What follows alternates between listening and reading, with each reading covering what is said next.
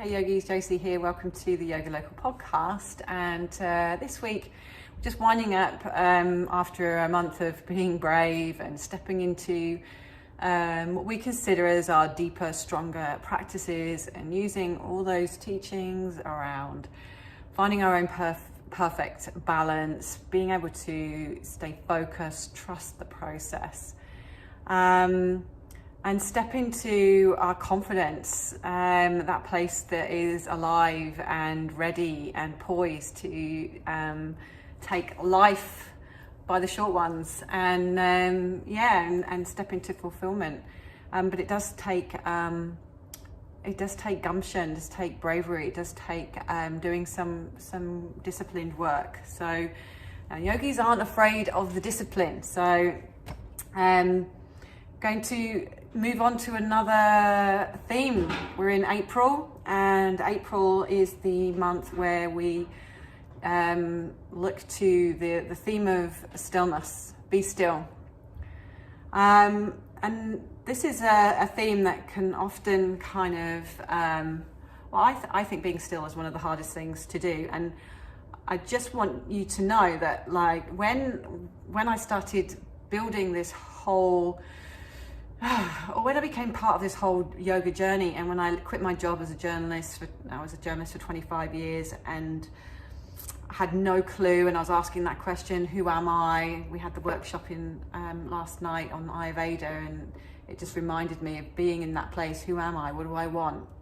And you know, I think we all do struggle with that reason of why am I here? What is my purpose? And I've had for a very long time since going on this path that my goal was to slow people down, slow myself down ultimately, but then slow other people down. So this theme, be still, is really close to my heart, but also I really get how hard it is to be still. It's confronting. But the truth is, we've got so much speed in our tissues. Like it's a sickness, I think. I think lockdown's given us a little glimpse for all of us of what it feels like to step away from that kind of, that rush, that pull. You get just pulled into this stream, this river of speed. And I can feel it now. We're all kind of picking up pace. So I think it's really timely as well as we shift back into old patterns and old habits. We can still start to feel like we're having to keep up, keep a pace, keep abreast, keep doing. Once you get into that speed trap, like a speed vortex, it's very hard to get out. I don't know if you want to comment on how you feel about this, but I think we get trapped in this speed vortex, some merry-go-round, and everything in life is keeping us trapped. It's keeping us stuck on that merry-go-round, on that treadmill. Our devices are designed to keep us engaged, right? Connection to these devices increases our level of speed in our life. Technology is exponentially increasing the speed and the rate at which we can do things and get things done. It's really hard to see when you're going at such a fast pelt. It's really hard to see anything. But the speed, it's like, it gets in our tissues. I don't think we really understand or comprehend, or at least we're kind of zoning out of just how much speed is getting into our tissues, into our glands, into our nervous system. I think that's a lot of where anxiety comes from. We get short breathers. We're not breathing deeply anymore. Cortisol is spilling through our bloodstream. We're getting caught up in all these speed lanes. So I just want you to ask yourself, what does having speed in your tissues look like for you? Can you kind of relate? So let's just think about what having speed in the tissues might look like. Well, you know, you might recognize it in your friends and your family, and in people you observe. Once you start getting into the yoga world, you become a very good observer, and you see that it's the kind of person that's missing practice, consistently missing practice, arriving at practice like skating through the door, like 1 minute before, or right on time, or arriving in the Zoom like with, you know, seconds to spare. It's the yogi that's looking at their watch during class, wondering when it's done and when they can get their next thing done. Skipping shavasana, getting frustrated, having to be contained. You know, it shows up when you're not looking after yourself consistently, when you feel like there's so much to do, there's no time for yourself. And it's also a sign that you're in that kind of speed trap when you're kind of experiencing repetitive strain, like constantly getting injured, or having a nagging headache, or always feeling out of sorts, always feeling fatigued, never quite feeling right, you know.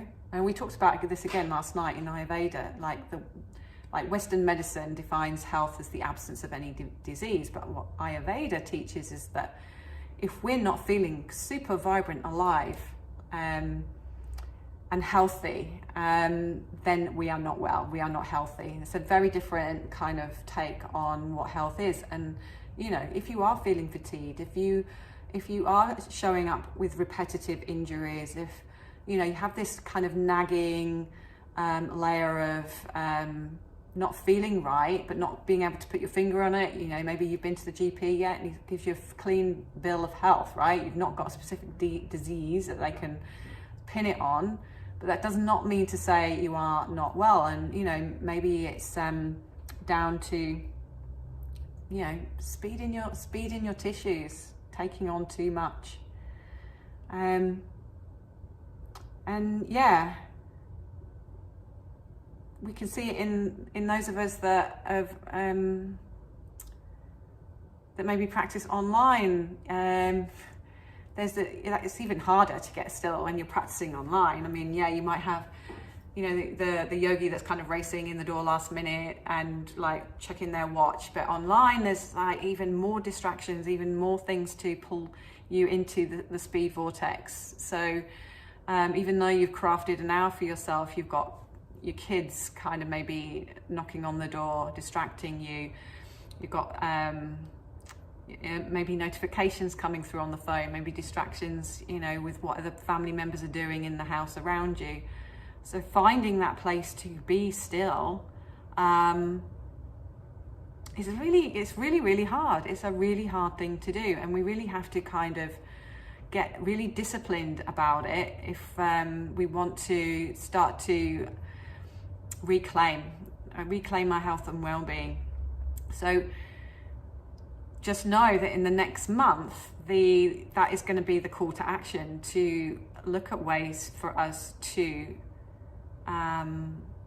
be still and to get into a place where we can step off that kind of treadmill.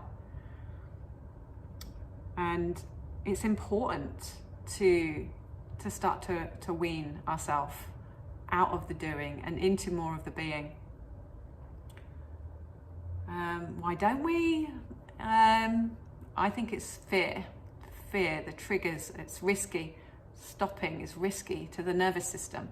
If you think about it, it's like if we stop, we get left behind. If we stop, things will pile up. We can't keep up. It becomes overwhelming. We need to stay current. We need to get that job done so it makes space for the next thing. There's this real kind of fear that we can't step off. And so the central nervous system will respond by keeping you in the doing, right? Because it almost feels safer in the doing. I'm not sure if that is something you can relate to, but this is why it is important to create the discipline, to create those moments, to create that parting of the ways for us to reset, to come back to spaciousness, to be able to use stillness not as some way to be dull and lazy and, you know, check out. I can't emphasize this enough. You know, yoga gets this reputation of you know, just being this floaty, relaxing practice. You know, it can be that, and I don't mean to mock, but really, like, getting still, really facing space, and being able to really truly see and take a good look at what's coming up. It's really, really, it's a really, really hard thing to do. That central nervous system will just throw up all kinds of objections and put you into doing so. You can put it to one side, ignore it, but the trouble is, it just gets stored. We're just burying it. We're not getting rid of it. We're not moving it to one side. We're not moving through it. It just builds and builds and builds until it becomes a bigger problem that then we have to stop. You know, dis-ease becomes part of our experience, and then the body literally will shut down in some way or express itself through some kind of inflammation, some kind of stress response, some kind of illness. That then it takes us down. So at some point we're gonna, unless we start to get the discipline and you know, create a pattern interrupt, you know, create these opportunities for stillness so that we can recoup, so that we can bring the nervous system back to a place of equilibrium where we can then regenerate and receive. Then at some point it's going to come to bite us on the bum, and yeah, I've got very real experience of that in my life. So and also this is why retreat is so important as part of our life balancing tools. And as you know, we've got a retreat coming up, or you might not know, but I'm telling you now. We've got a retreat coming up in May in Morocco, and you know, we're definitely trying to wean ourselves off the speed. Not referring to drugs, but that inner speed in the tissue. Slow things down. Start to create a little bit more of a framework for as to heal and nourish and restore, and start to really look and see the things that are getting in the way of that conversation. Because you know, it's important to step away and start to feel the beauty of being alive again, and not just being like in that doing. You know, when we're in the doing, we're in that grip, we're in that vice-like grip, we're attached, we're grasping desperately at things to fill. And, you know, time just gets sucked up. But time is what we perceive. If we slow down, we slow down time. So it's like moving into a place where you're outside of time.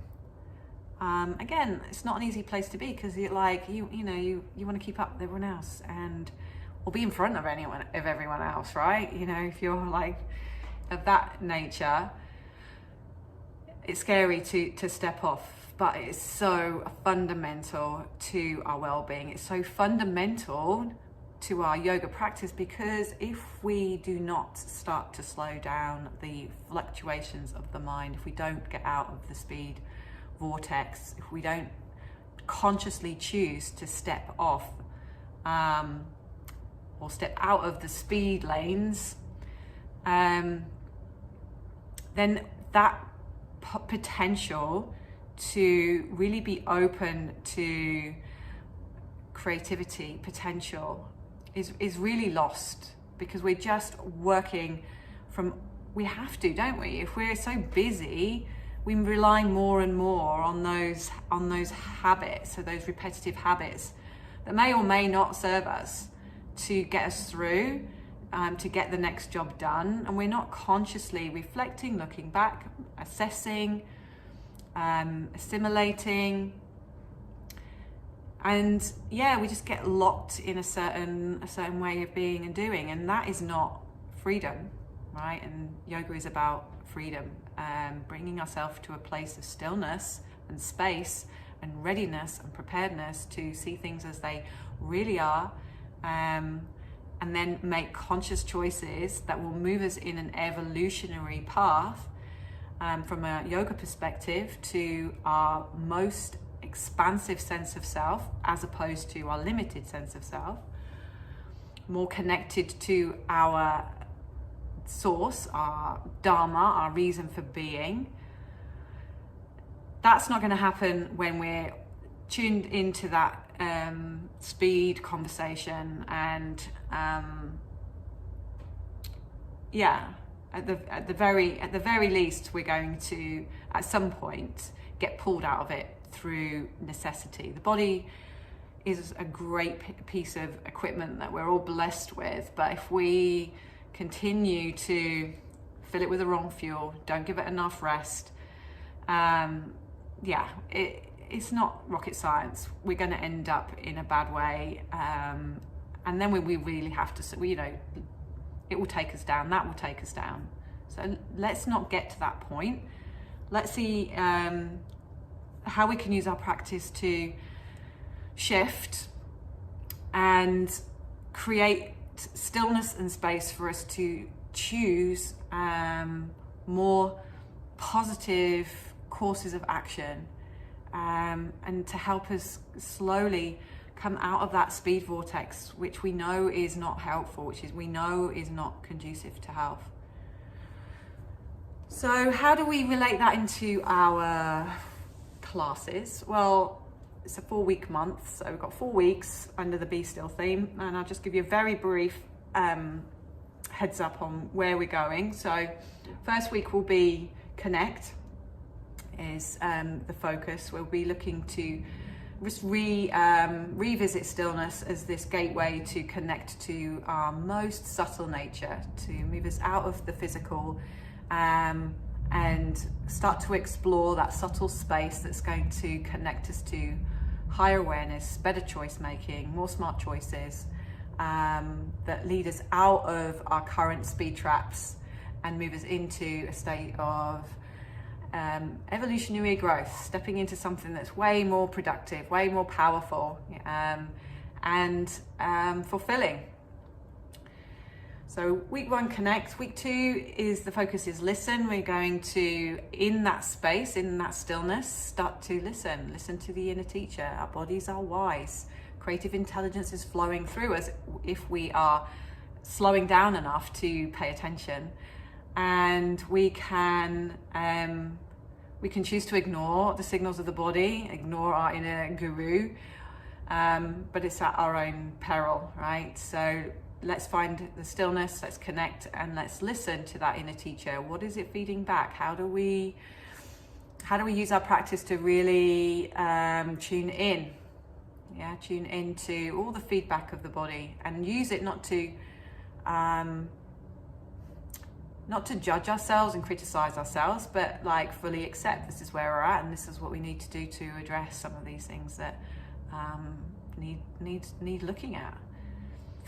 Week 3 is Patience, because this work is never easy, and I challenge anyone to say that yoga is an easy ride. Not if you're practicing properly and completely. It's certainly not an easy ride, and we have to be disciplined in our approach. All those things that we learned last month in terms of being brave, right? We have to trust the process and get focused, be disciplined, find our inner balance.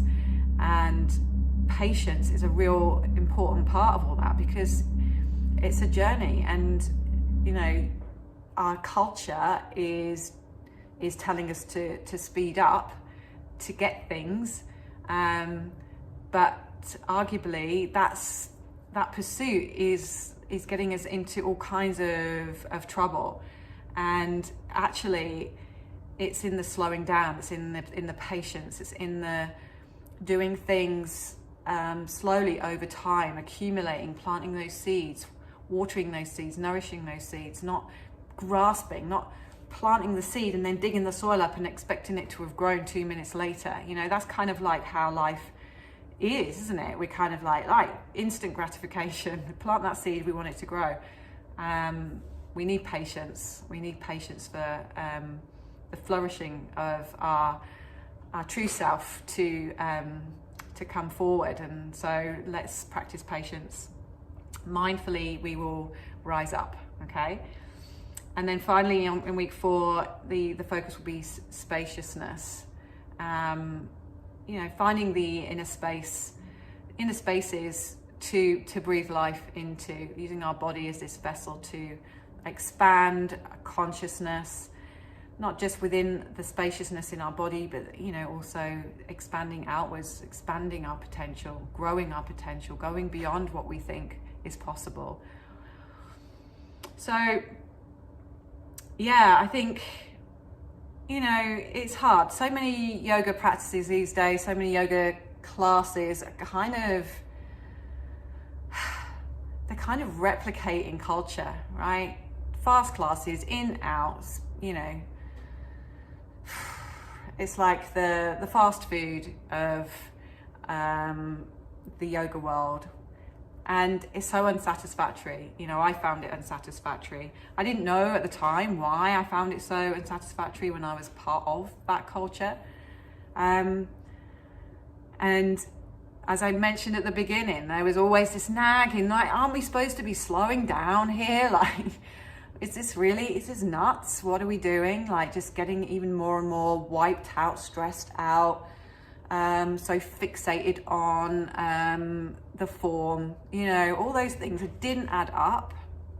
And like, I'm happy to say that, you know, there comes a time in your practice, in your yoga journey, that you'll realize that in time there's bigger and deeper work to be done. And throwing your body around on a mat is great if you're exercising, but it's not yoga, right? It's not yoga, and we need a different strategy to get us into those places which are really going to uplift us, really up-level our capability, our sense of self, our courage, our determination, our will.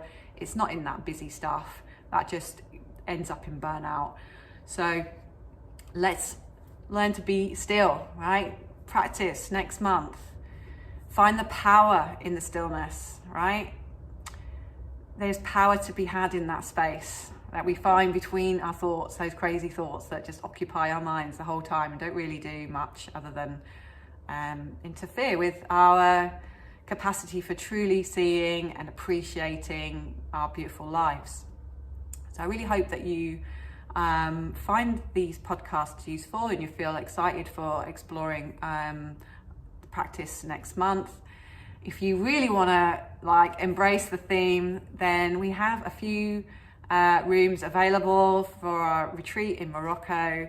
So I'd be delighted to help to slow you down in that environment. It's the ultimate way to slow down. So please, message me if that's something that you're interested in. Otherwise, I look forward to seeing you soon, and take care. Bye for now.